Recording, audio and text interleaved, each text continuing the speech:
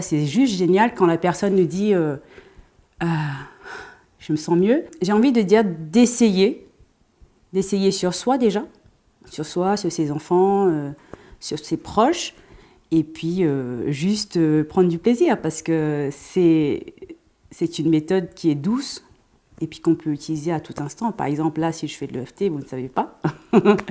Et puis voilà, c'est pour son propre bien-être, quoi.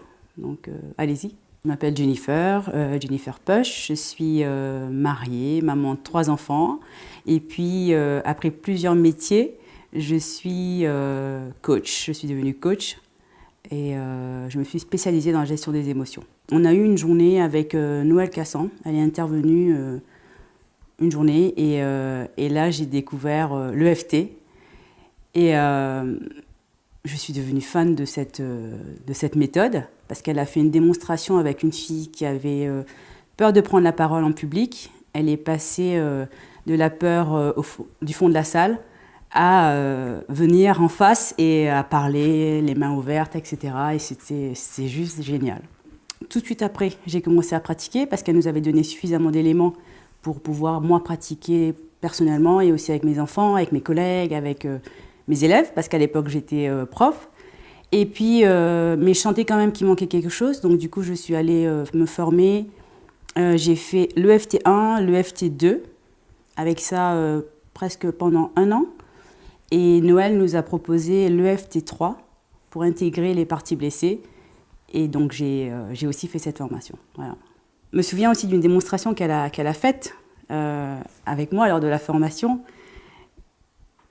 J'ai bien aimé parce qu'elle était puissamment vulnérable et elle a avoué. Elle m'a dit, Jennifer, pendant la démo, elle avait les poils qui hérissaient et elle m'a dit, et à la fin elle m'a dit, j'ai même failli pleurer. Et moi ça j'aime parce qu'en fait on est des êtres humains, on a un cœur et des fois on peut être touché par l'histoire de la personne.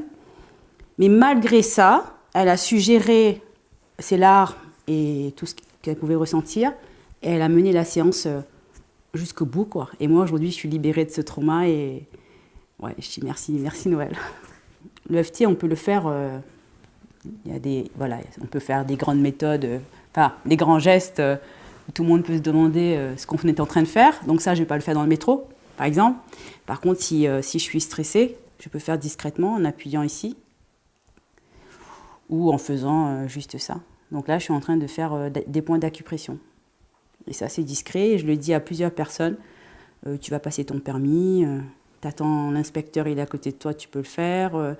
Tu passes un entretien d'embauche, ta main sous la table, voilà. Là, je me fais de l'EFT. Tu passes devant une caméra. Je passe devant une caméra, je me fais de l'EFT. Voilà. Moi, j'en reviens même pas. Enfin, j'ai découvert cet outil à l'âge de 40 ans. Bon, aujourd'hui, j'en ai 44. Et si je l'avais découvert avant, comment ça m'aurait fait du bien. Et je me dis, mais juste, partageons cet outil au monde entier, quoi, ça peut faire du bien.